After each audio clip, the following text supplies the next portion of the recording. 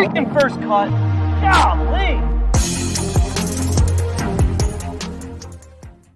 Welcome to the First Cut Podcast. I'm Rick Gehman, and this is your recap episode for this week's Wyndham Championship. Joining me to break it all down, Patrick McDonald is here. Patrick, you played golf today. Yeah, I'm looking a little red. I was trying to adjust my lights a little bit so I didn't come across looking like an Oompa Loompa or something. But, man, what a long day. 8:30 almost, and we're getting this. And I will say one thing. I was getting the opposite of Russell Henley breaks on the golf course today. It was amazing. Everything kicked back out to the fairway for you? Oh, my God. I kid you not. I was in a waste area. That's what they call them on Kiowa. And I hit a house. It bounced back in play, and then I got up and down from 50 yards for par. Greg DuCharme is also here. Greg, you know everyone's feeling really sorry about Patrick and his long day that has been horrified by playing at Kiowa, and then also a weather delay that has pushed us back to 8:30 Eastern time. Yeah, I'm sorry to hear that. Yeah, I'm very sorry to hear that. Thank you. I'm thrilled about your break, though. I love getting good breaks. I actually played a little golf this week as well. Not today, but I played on Thursday and Friday, and I got one of the best breaks of my entire life as well. And I hit a ball on 17 in a tight match. We played 3 rounds, same match. And it was tight. It went to the 18th hole all 3 days. So on 17, it's the last match of our last round, and we got to win 17 and 18. On 17, there's a stream that runs left of the fairway, and I hit it left. I was so upset, and it kicks out into the fairway. It hit a rock in the water, kicked out into the fairway. I missed the green and chipped in. Oh my God. You slime ball. Yeah. To take it to 18 where we halved. So we halved the match. Wow. But it was it kicked out of the water into the fairway. That's so wild. Anyway, good breaks flying here on the first cut. Yeah. There weren't very many good breaks at the Wyndham today, especially if your name rhymes with Russell Henley. Yeah. Listen, let's just get right into this thing because it was a long day. There was a little bit of a weather delay, but before we got to the conclusion of this event, there was the subplot that everybody had been keeping eyes on. That was one, Justin Thomas and his quest to make it into the FedEx Cup playoffs. And he played well. I mean, it was back against the wall. He shot a 68 and he played the final couple of holes in kind of Jordan Spieth-esque fashion, Patrick. He makes an eagle on 15, gives it right back on 16. Then he yanks one left into the pine straw on 18, where he's absolutely done. No chance. This guy's season's over, right? That hour and a half was pretty much his entire season in a nutshell. You have some great golf there on 15 where you roll in an eagle, you throw a little fist pump, and then right when you think he gets momentum, he comes back, he blames the wind on the next hole and makes bogey. And he tries all the heroics on 18 with the 300-yard hook over OB and all the fans and galleries, nearly chips in, falls on his back. Everyone's memeing him. But for me, when you think about this Justin Thomas round and what he needed probably one more birdie, potentially 2. He hit only 5 fairways today. He didn't birdie the easy par 5 on the front. He was playing defense a lot of the times with wedges in hand, and you got to call a spade a spade. We came into this week where the betting favorite was Russell Henley, and he couldn't finish inside the top 10. Justin Thomas couldn't finish inside the top 10 of this field. So it really was, he showed a lot of grit. He showed a lot of heart, but he also showed a lot of the flaws that were in his game throughout this season. And it's the reason why he's not in the FedEx Cup playoffs, because when you can't find fairways, you can't attack pins like you want to. And When you do get momentum, it's halted immediately, and the short game can only take you so far. He actually looks pretty good on the greens this week, which is pretty disappointing if you're Justin Thomas, knowing that you putted pretty well. So it's disappointing. I still want him on the Ryder Cup team just because I think it would be hilarious for the U.S. team. Throw a nice little wrinkle in there. And I saw someone throw out the idea of him playing on the DP World Tour a couple starts maybe coming up. I don't know if he's going to do that, but I wouldn't mind that. So it's just a disappointing season all around, and it comes to an end in a disappointing way. Well, Greg, before we talk about where he actually finished in the FedEx Cup standings, which is one shot out, the shot that he hit. So, Josh, do we have it? Go back to that pine straw shot that we have. How would you describe to our audio listeners what Justin Thomas did here on his second shot at 18? Okay. So there's the trees. There's a tree to the left of him and a tree to the right of him. Mm-hmm. He is right in the middle of those two trees. That, I believe, is about where maybe the left side of the green is, if you draw a straight line through there. And then if you look out to the right, you see that tent. And there's an overhanging tree that is nearly all the way to the tent. So, I mean, this has to be like a 45 degree. I mean, this has to be a boomerang. It has to snap significantly far. And he's doing everything he can to start it out to the right to get around the tree and hook it as hard as he possibly can. There's also very limited foot in pine straw like that. So you will get some odd, you see this at the Masters every year, right? You get some different body gyrations when you're dealing with pine straw, especially when you're trying to work a hook that hard. So yeah, basically in order to hook it, you got to get the face closed. So you got to get your bottom hand over the top of your lead hand, which most of the time you're trying to fend that off when you're playing. The top players are trying to avoid that and keep their bottom hand under their top hand. And all of a sudden, you got to do the opposite. So you get this kind of whirly bird finish, and you don't have any stability underneath. And so you get this body situation. But he hit a great shot. It ends up coming up short. He pulled it off 34 yards short of the green. Yeah. He hits a chip that I thought was in the moment. Yeah. If the stick is, it hits the stick. If the stick is out, does it drop? See, it bounced right before. Yeah. I don't know. Really hard to know. But it's not one of those where it's rolling right up to it like a putt, because it's bouncing. So it's hard to know. But I think Patrick was right on point with JT in this round today. That he fought hard. And it's what we love about Justin Thomas is he competes. He wants to be on that Ryder Cup team. He wants to make the playoffs. He wants to win the tournament. He's competing till the very end. But not only did he only hit 5 fairways, that to me isn't uncommon for JT even at his best, but it's 8 greens, right? That's the real penalty that this leads to. And so, I mean, he ends up leading the field this week in strokes gained around the green, but loses strokes approaching the green, gains less than a stroke off the tee. And this is just a big departure from the Justin Thomas brand of golf that we know and love. And that's where there's been a kind of a outcry that, hey, this is what we needed to put JT on the team, even though he came up short. I don't think that's the case at all. I think Patrick is right. This showed what JT has done all year. And you need more in the tee to green department on this Ryder Cup team, in my opinion. Par on 18, no good.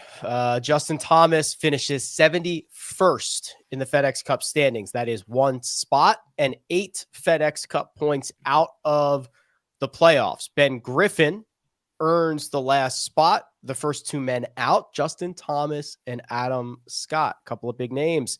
Patrick, there you go. If you're watching on YouTube, you are seeing the final bubble right there. All right, Patrick, on a American schooling grading scale, A, B, C, D, F, how would you grade Justin Thomas's season? F. Yeah. I was going to say D minus, just to be nice. And look, I'd love to give a shout out to loyal listener Richard Hunt. Patrick called it months ago. JT is doing, quote, too much. Oh, so you're calling out a guy who's calling you out as correct. Yes. Thank you, Richard. I appreciate that. Thank you, Richard. I hate to, blame or, do this. I'm not right very often, so we have to celebrate these little victories. But when you're someone like Justin Thomas, you're coming off a season in 2022 where your lone win was a 7-stroke come from behind PGA. I know it's the PGA Championship victory, and then you think about the year before was only the Players Championship. It's really, for me, just the decline in the iron play and getting himself into the mix at all. He didn't contend in one tournament this year. That's the problem. Not one. It has been since the Canadian Open 2 years when Rory McIlroy beat him and Tony Finau. That's the last time he was in the mix on a back nine on Sunday. That is wild. That's 14 months ago. That's the problem. These guys, they just get themselves in the mix and they figure it out because they're good enough to figure it out. JT never contended. No. So when you don't have a single chance to raise a trophy, I have to give you an F. Is this the playoff system we want, Greg? Just Adam Scott, Justin Thomas out, Ben Griffin, and JJ Spawn in. Well, I'll put it this way. As a fan and a viewer, it makes the Wyndham Championship a whole lot better, right? Your quality of players, the people who are on and around the bubble are much more interesting to watch than it is at 125 in a typical year. So that adds some value. It adds some importance to the Wyndham, which I like. I like the aspect that it's a challenge to get into the playoffs. I think that is, I don't think it's a problem that some really good players don't get into the playoffs. Now, does that mean they should lose their card? No. So I also like how they have an opportunity in the fall to, get their starts the next year. And we know Justin Thomas, in all likelihood, with his world golf ranking, will still probably get into all the designated events. And even if the world ranking slips and falls outside the top 30, I would imagine he'll have some sponsors exemptions coming his way. But that being said, I can also see the side, if you're a player, where that's a little bit frustrating. Adam Scott did not have a bad year. He had a pretty good year. He didn't play enough. Shane Lowry also missed the playoffs. Very consistent, very steady. Had a number of great performances. I mean, there were countless times I looked at Shane Lowry and said, yeah, he's a great play this week.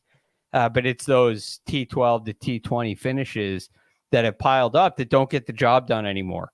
So I think it adds an element of intensity, and I think it's good. I can also see why the players wouldn't like it, but I think it enhances the viewing experience for fans. Yeah, this is like, a diner on Sunday morning. You got to keep the turnover rate. You got to get the butts out of the seats. You got to get some new people in there. I could not care less about this. Turn them over. Let's go. There's this simple term for this, right? That's right. If you're going to complain, we'll play better. Play better. That's all you have to do. The fact that Justin Thomas had like the absolute worst season in the history of his golf and finished like one shot out of the playoffs, he should have just played better. It's not. Yeah, it's fine. Okay, what we're going to do? How do I want to do this, Josh? Okay, I'm gonna roll on. We'll hit the break in a little bit. Let's turn our attention to the conclusion of this golf tournament, which, Patrick, has to be separated into two segments: before the rain delay and after the rain delay, which could also be considered before Mark Immelman got involved and after Mark Immelman got involved, because the fix was in. Oh my God. His fingerprints are all over this tournament. I saw him on the 18th green handing the trophy to Lucas Glover. He was kissing it before Lucas was kissing it. We'll get to Mark. How about we'll start with Russell Henley, who was rolling right along. Birdies on 8, 10, 11. Hits his drive on 15, the gettable par 5, and the horn blows, Patrick. The horn blows. Okay, so now we've got a weather delay. I don't know how long it lasted, 90 minutes or something like that. But the problem is, as Russell Henley, our one and done selection, the guy that will get us to Mark, is walking off, heading back to shelter. What happened? Let's see it. Do we have this, Josh? This. Mark Immelman with that smug grin on his face, walking over to shake Russell's hands. Look at this. And the absolute kiss of that is a knowing smile. That man knows what he is about to do. And what does Russell Henley do after he comes back? Birdies or bogeys 16, 17, 18. It's over. Not even bogeys, but the manner in which those occurred, where a massive divot just comes out of nowhere. Nowhere. I haven't seen anyone down there all week on the 16th. And then once you get Russell Henley down there, the cameraman is like right behind him. Yes. Like breathing on him. Russell can hear him breathing. Even before that. So here's what happens. Mark, kiss of death. Then they have him on an interview and they run the highlight. Oh. Amanda Retta runs the highlights of him choking this tournament away 2 years ago. Hey, Russell, remember that time you choked it away? Then they come back that he's in the absolute crater on 16. The cameraman's trying to screw him up with the camera. He gets to 17, doesn't get any relief from these suspension things, hits a shot that is like 100% embedded, doesn't get relief from that. Worst lie on the golf course. The whole thing is a fix. The fix is absolutely in. Lucas Glover hits a shot off the planet on 18. It hits a cop's golf cart and bounces back to the fairway, sits up for him. I honestly, I forgot about. I can't get over this. Change the logo to this. So much happened to Russell Henley in the last hour of this tournament that I legitimately forgot that we brought him onto the broadcast and interviewed him about his 2021 Wyndham Championship when he legitimately could not make a 2-foot putt on the back nine on Sunday. Probably something that he's been trying to erase from his memory. We showed it to him on the 15th hole on Sunday. They rolled the lowlights. They rolled the lowlights of that, which is, look, those are our guys, right? We're in the foxhole with those guys. We love the broadcast crew, obviously. But I think Mark may have slipped someone a 20, maybe a Benji. I don't know what was going on, where it clearly had an adverse effect on Russell Henley, coupled with all the bad breaks. You can't help. He's a human being. You can't help but think, oh my God, this is happening again. This is happening again to me at this tournament where I'm always inside the top 10. So on a serious note, it is very disappointing for Russell Henley. He played unbelievable golf all year. It looked like when he rattled off birdies on 10 and 11 that this was finally going to be the time for him. And he hits that shot into 15 out of the break. So, he did have a good moment out of the break. A laser to 15 feet, kind of just misses the eagle putt on the right edge. He plays his last 3 and even par. He's your Wyndham Championship winner. I know, even 1 over. He plays them in 1 over. He's your Wyndham Championship winner. He stood on the 17th tee, tied for the lead at 20 under, and he missed that fairway. You cannot miss that fairway. It's a wedge opportunity in hand. He could have attacked that pin potentially, and he missed it so far right that he was legitimately in a power line. And there was nowhere for him to go to get relief. The second shot was probably 3 feet in more height away from being really, really good. But that bank just ate it up. And from there, the rest was just really unfortunate. So yeah, really close call for Russell. I agree with you, Rick. It doesn't pass the sniff test. It doesn't. There were extracurriculars in play here, people on the ground. It's tough to take this one when we have photo evidence of some potential collusion. And those are not deep fakes. That's not AI. That is the real deal. So, but from Russell's point of view, this kind of just continued. I was talking to a few caddies today when I was playing. I took caddies out who have played with Russell because he's from Charleston. And they're saying, we're all just talking about how he's like one of the more like underappreciated guys on tour.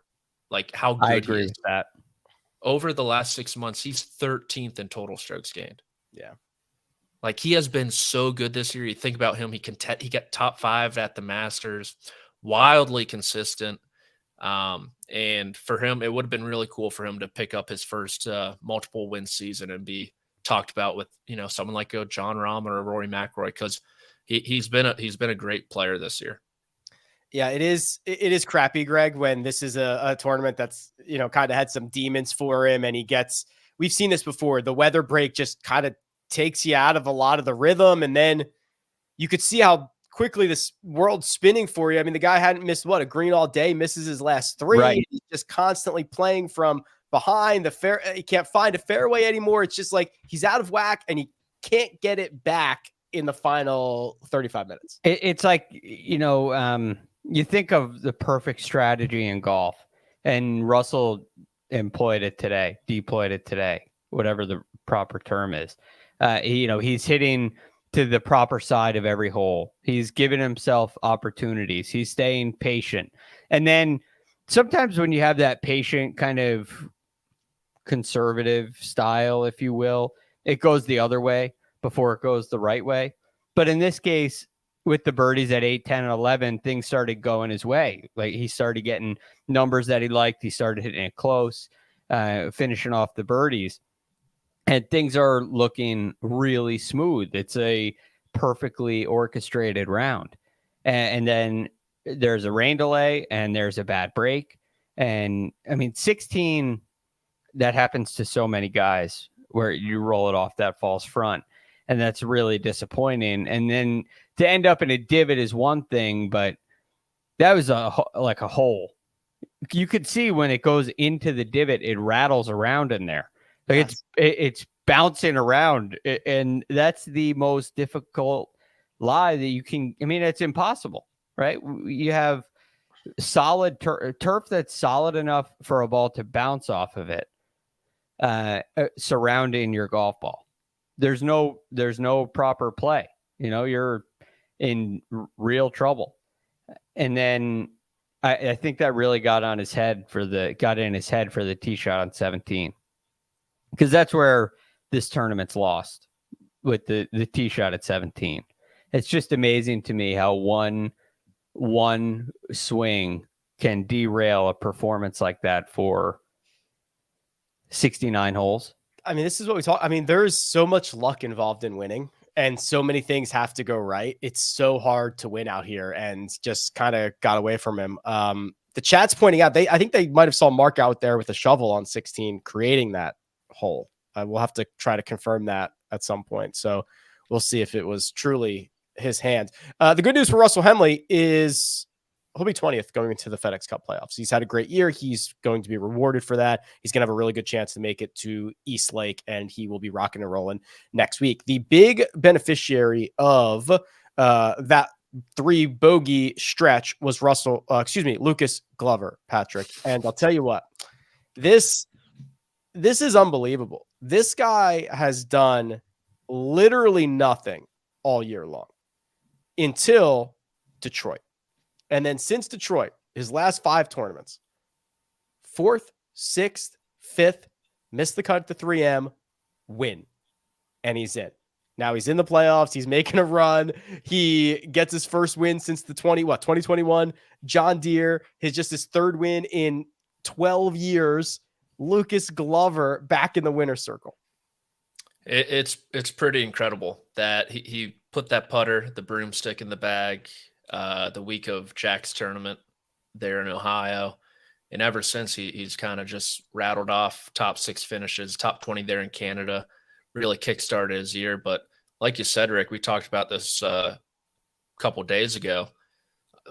I was shocked Lucas Glover was outside the top 110 coming into this week just because of how good he was. I really wasn't paying attention to him too much earlier in the year because there's nothing to pay attention to. And he kind of just shows you what one good week, one really good week, one great month really can do for a season where he's ranked inside the top 50 heading into the postseason. He's on the inside track to qualify for the BMW Championship.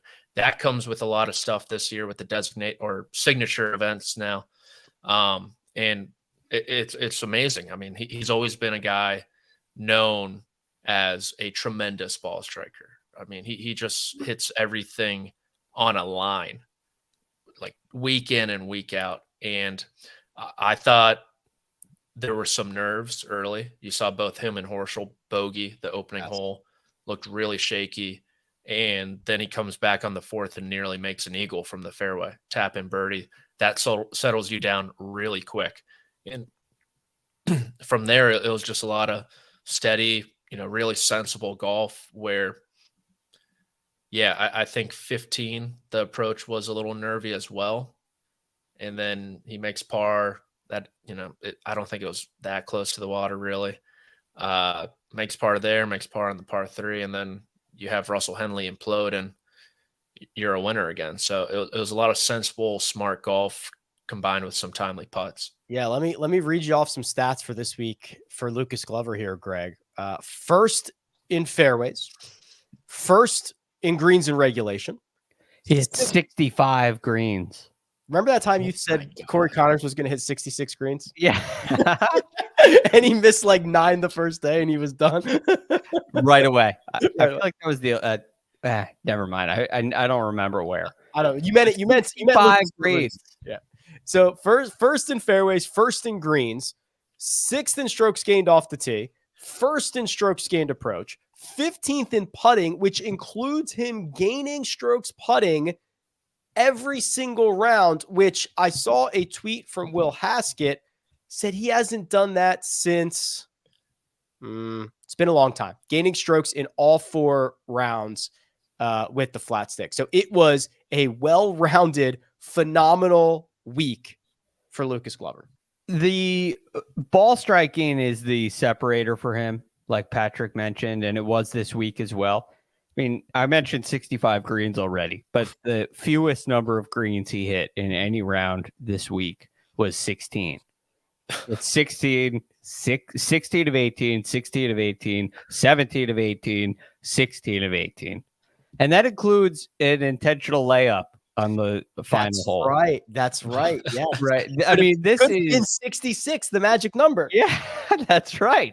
This was an absolute stripe show, which was so impressive to watch. But the big difference maker is what happens on the greens. So you look at what he does today, and he doesn't really make a whole lot of putts. There's not, but they all look like good putts. And then on the second ones that are for normal PGA Tour players, given tap-ins, those get a little squeaky for him.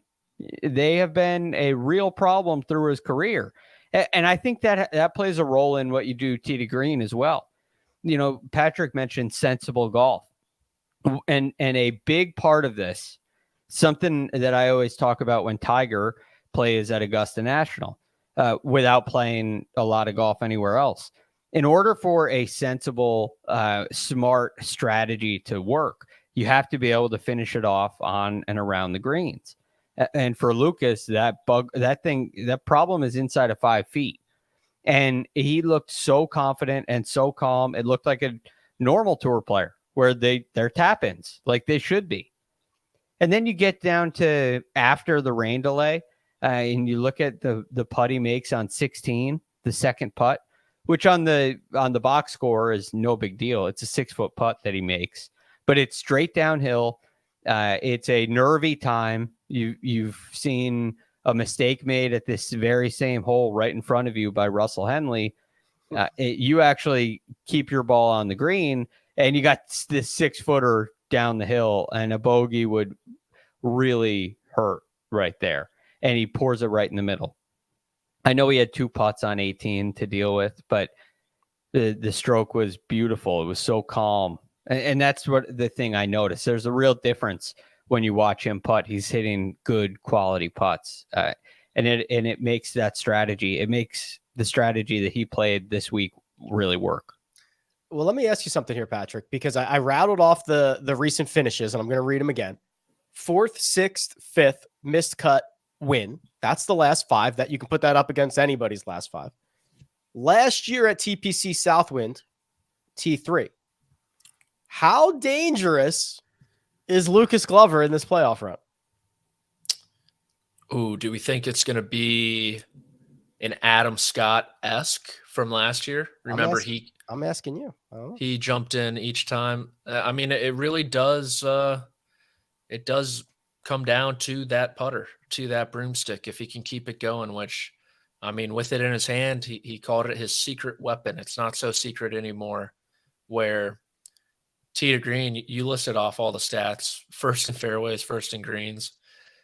That's not really going to differ week to week too much for Lucas Glover. For the most part, he'll have some off weeks every now and again, but tee to green, ball striking wise, he's always going to be near the top. And you bring in this broomstick, and yeah, I don't see why he can't. The only problem is the competition is going to be a lot better in the FedEx Cup playoffs. You know, he's playing Scotty Scheffler, John Rahm, Roy McIlroy instead of Billy Horschel and Russell Henley. So that's really the only thing going against him.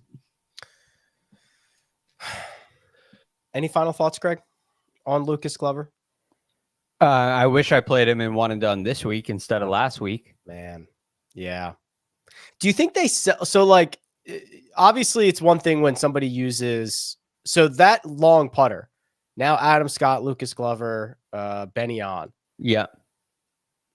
The Jailbird, when that got hot, they sold out 1 billion of those. But the long one, do they sell any of these? Or like us recreational? That would be a hard thing to show up to the golf course with.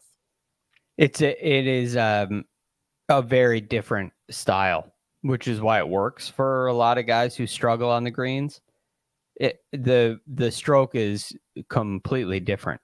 Yeah. And it's just a different methodology. When you get to the arm lock or a counterbalance, that's the same thing with a little bit of help. But this is a real departure.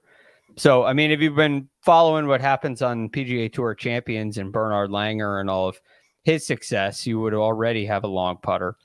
But so it's a little bit too different for people. So I don't think it garners the attention. I think you need like a coach to tell you how to use it too. So it's like, it's totally different. Yeah. It's effective. All right. Well, we have to recap our best bets. We have to recap our one and done. And also a very magical number was shot in the world of golf today. We are going to talk about all of that. But first, we're going to take a quick break and hear a word from our partners. In case you're new here, we're here to make history. We are more than the names on our back. We're the team on the front, the country on our shoulders, the city behind us, and the fire inside us. The best in the world. We got us. We don't just play the world's game. We run it. And we're back. The magic number was shot today in golf, and actually one better, not a 59, but a 58, Patrick, by one Bryson DeChambeau in the final round of LIV Golf Greenbrier, a 12 under 58 that featured a bogey on the par 3 8th, and rolling in a long putt on his final hole of the day to capture his first LIV victory. And what was one of the better celebrations I have ever seen on the golf course. He got up. I did not expect Bryson to have bunnies, but he kind of does. Yeah.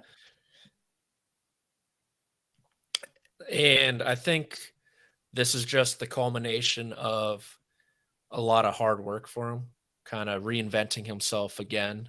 He really went through it in 2022. He looked really bad.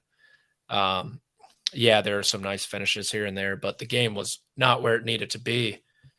And this year, losing weight, getting a lot healthier, we saw it really start to pay dividends around the PGA Championship when he held the first round lead there.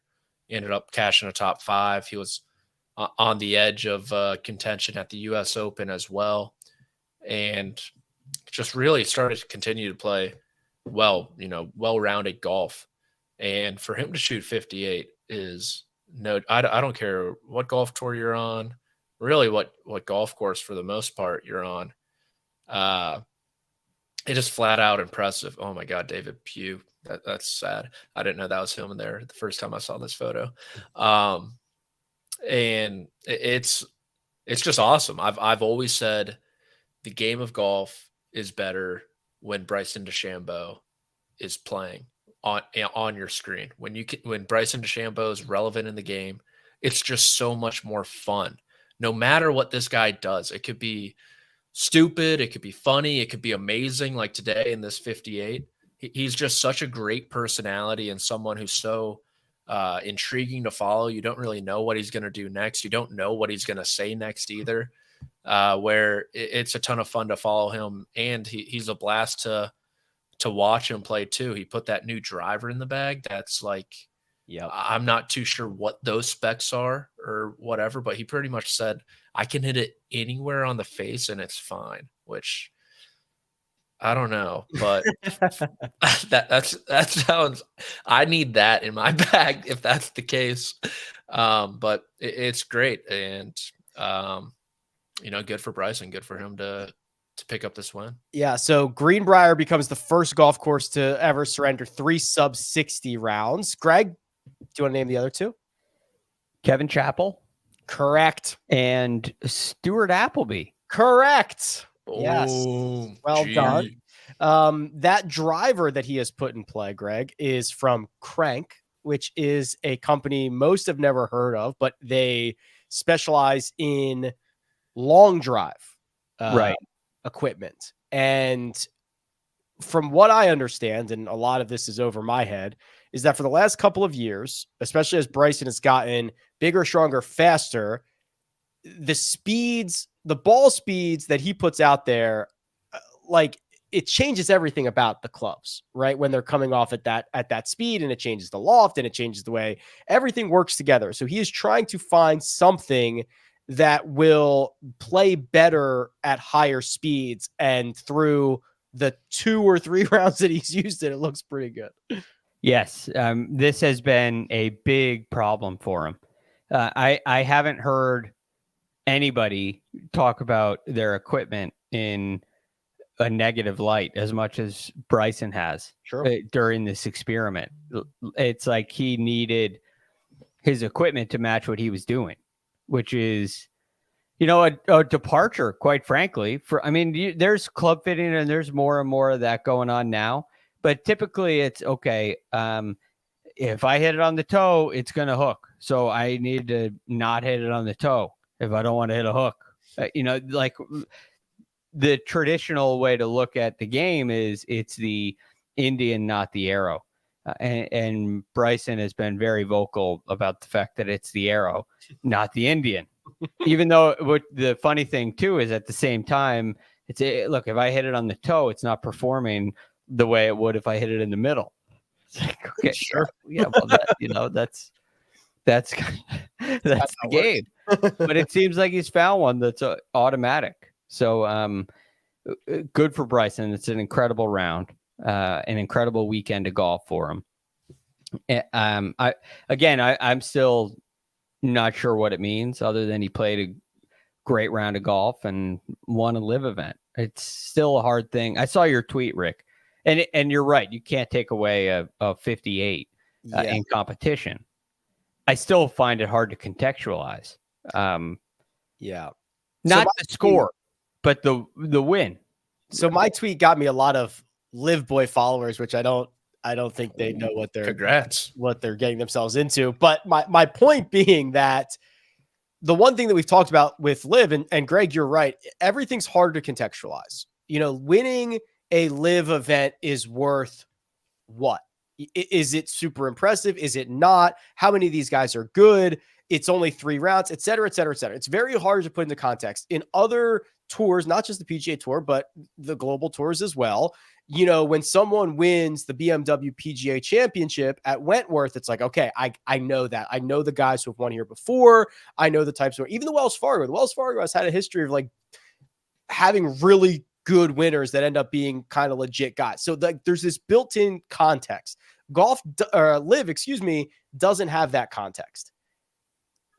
It is easy though, for the context of the guys went to LIV Briar. Of course, we've seen plenty.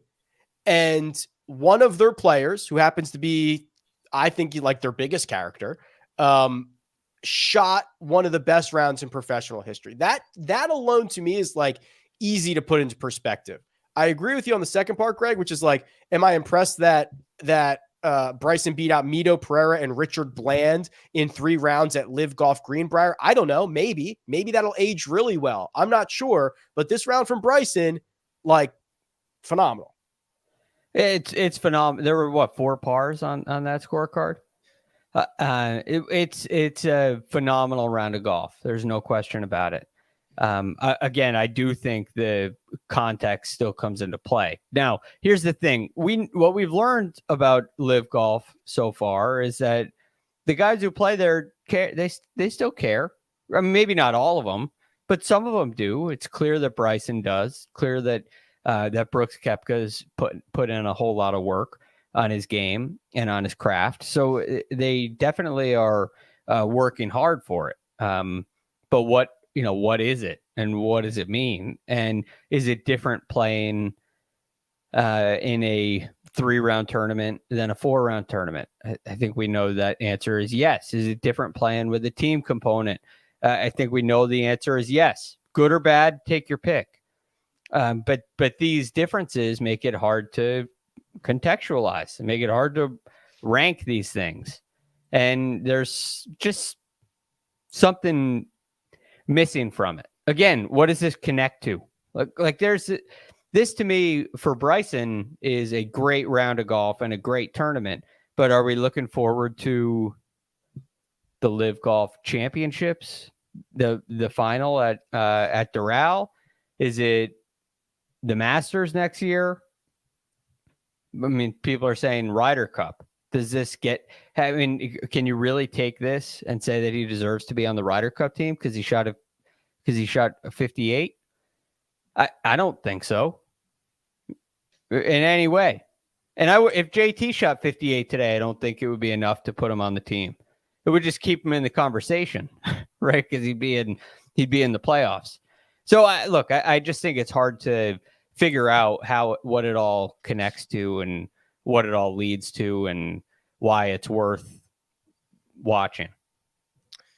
The one I miss, Bryson's the guy I miss the most, Patrick, because Bryson's my kind of guy where it's like, Bryson's kind of a weird guy. And I think he says some things socially that I think are pretty stupid, but I love that he's always trying to innovate, right? He wanted to do the side saddle putting. He does the single length irons.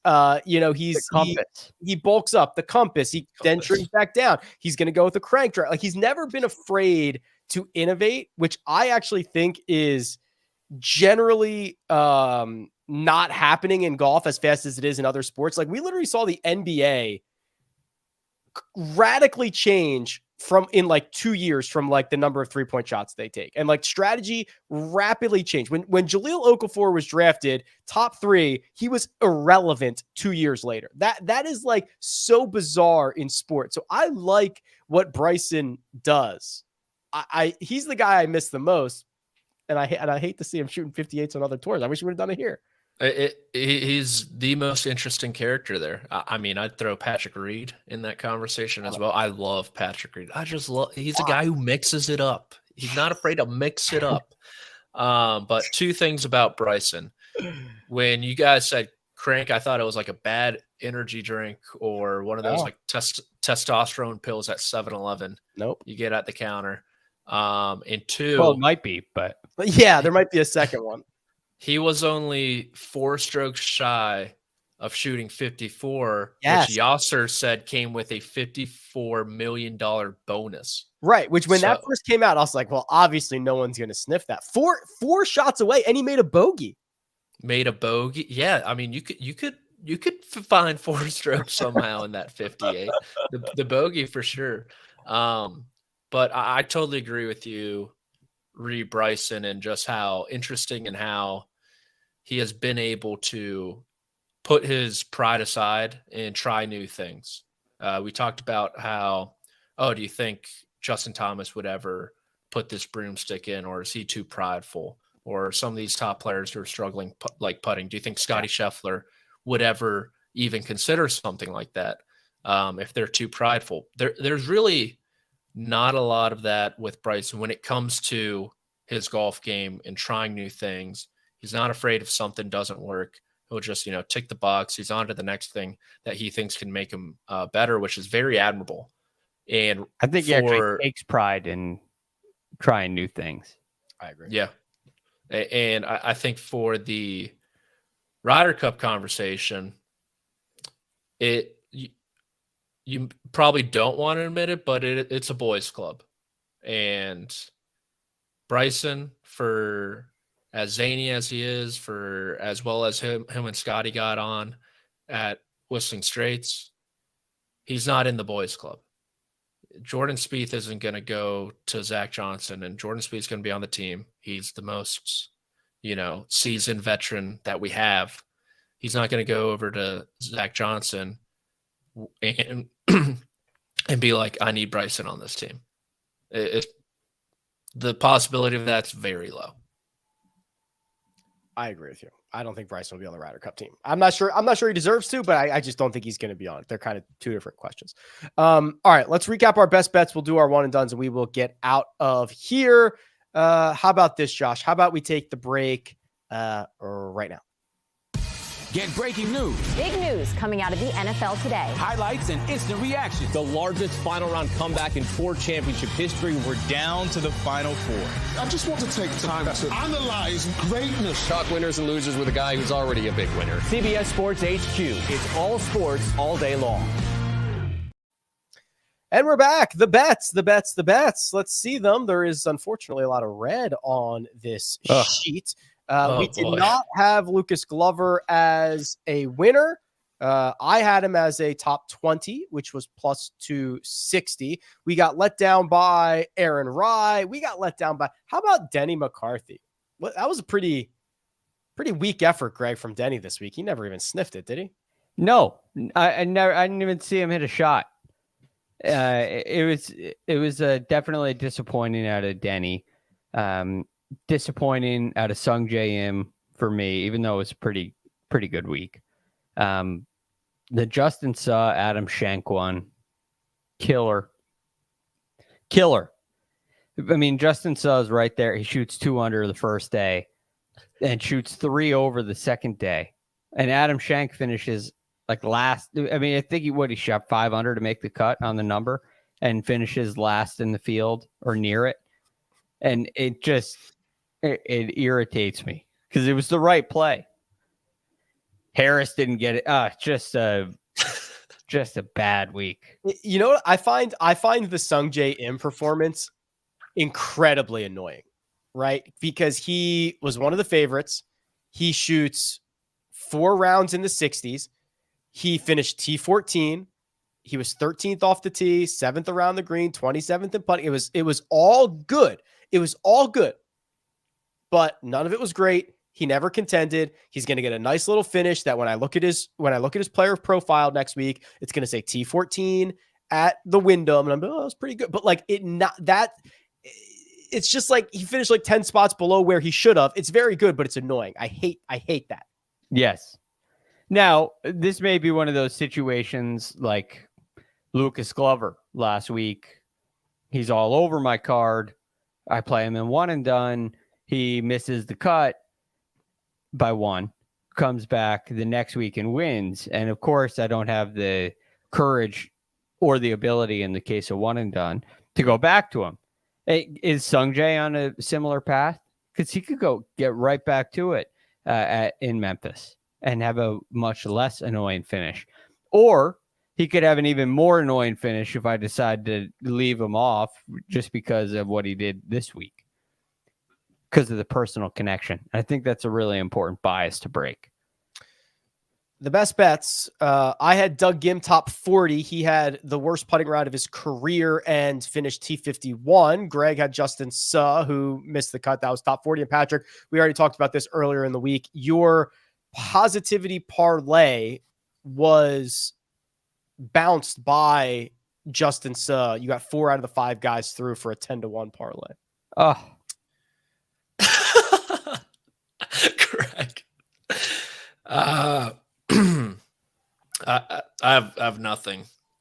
No energy left to expend on this. We're on to Cincinnati.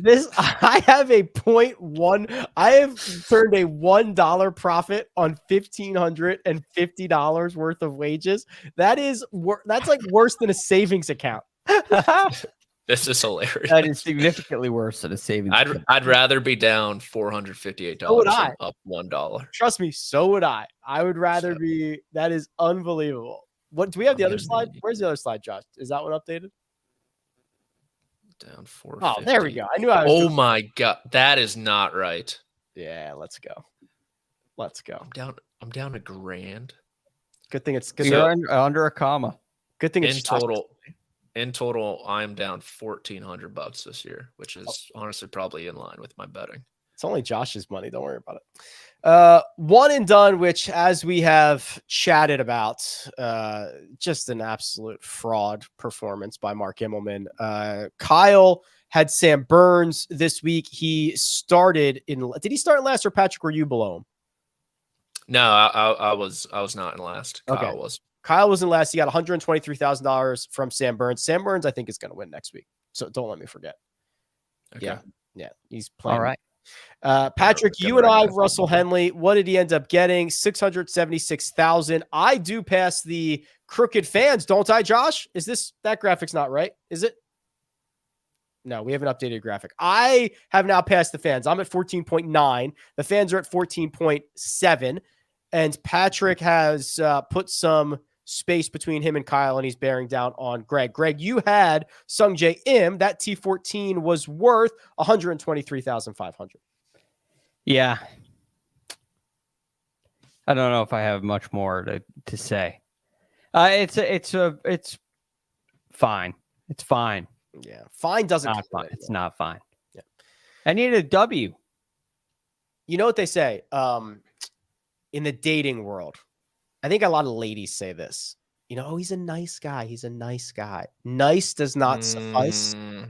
And fine does not suffice in one and done. No, it does not. That's why I'm sitting here in the position that I'm sitting in, because it's been fine far too often. Like I'd rather be described like Justin Thomas than Ben Griffin, even though he's in the playoffs. He's nice. Yeah, Ben Griffin's fine. He's a nice player. Yeah. He's got a good job. He's a loan officer. Brings bagels in Monday. Nice and stable. Nice guy. Yeah, not this guy who might go out and lose money 7 out of 9 weeks, but then go. Yeah, who knows? Sia had Steven Yeager, got that magic number, 123,500. A lot of guys tied there. The fans, Mark Immelman and Kyle M, all had JT Poston for their effort, 223,000. So Patrick and I did make up $450K on those guys. So as of right now, Mark, which we should just, Josh, add a second asterisk to that. We're going double asterisk, but there's a lot he has to answer for. Okay, so we're gonna add a second asterisk to Mark's name. He's at 16.8 million. Kyle M is at 15.6. I'm at 14.9. The fans are at 14.7. Sia 12.5. Greg at 11.4. Patrick 10. Kyle 9.4. And now we enter the $15 million run, gentlemen. So our playoff events 3.6 to the winner. That is correct. And the Tour Championship is 7.2. Okay. So my team, I know we are currently benching the starters and letting the young guys get some minutes here. But the young guys, the youths have kind of given us a little energy here. Past the 10 million mark, I never thought this would happen in my lifetime at least. So we got 3 tournaments left. We got young guys who are hungry, ready to play. And look, we rattle off 2 wins back to back. We will be beating Mark come the Tour Championship. So we need someone, Greg. Here's what would be splendid. And actually, I'd be fine with it if it's Kyle M, because I think the rest of us have used Rory. So what could happen? Not. Oh, you have not. Okay. So what could happen here is if someone who has not used Rory yet passes Mark will have to go this year without using Rory after like signing him up for Eastlake from the very beginning. Yeah. Yep. Now, I did the same thing. And it's nice to have a couple people in the boat with that ability. And I'm glad there's somebody closer to Mark than me who has the ability to do this. Because if I'm, 7 million behind Mark, then I'm just going to play Rory. Now I'm playing for seeding. Right. Yes, for sure. And if I'm right behind Mark, then I obviously can't. This is what happened last year, I think, or maybe the year before. The year you won, Rick, you had the guy that I had and couldn't play, right? So you box out. So it makes it really interesting. But the key is these first 2 getting back-to-back W's. We've never had it, right, where the prize purses have been this big the final 2 weeks before the Tour Championship. Huge. So this could be a big shakeup, but you got to hit winners, because if there's no winners, and Mark can't have the winner, if you don't have the winners, you're not going to have the shakeups. You're going to have everybody in it with a guy at T7 or something. Yeah, doesn't matter. Okay. We've done it. We have now entered the playoffs of the PGA Tour, which is fun. Any final thoughts before we get out of here, gents? Can't believe it's here already. Can't believe it. Can't believe it. Monday, Tuesday, Thursday, Friday, Saturday, Sunday for FedEx St. Jude Championship. Quickly, the past names of this event have been FedEx St. Jude Classic. Yep. The WGC FedEx St. Jude Invitational. Yep. What was the one when Robert Garrigus had Swamp Ass?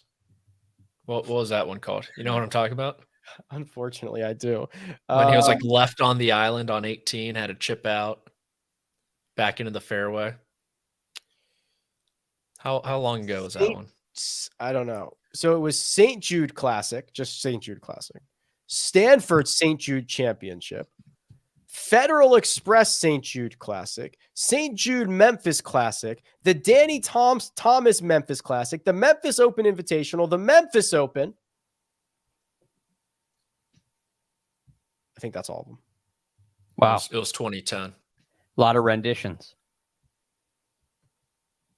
And then we said WGC FedEx St. Jude Invitational, right? Yep. Mm-hmm. Yeah. Wow. All right. Well, we'll be back for all of those. Big thanks to producer Josh, does all the hard work behind the scenes. Patrick McDonald can be found on Twitter at Amateur Status. Greg DuCharme can be found at The Real GFD, and you can find me at Rick Run Good. This has been The First Cut. We'll catch you next time.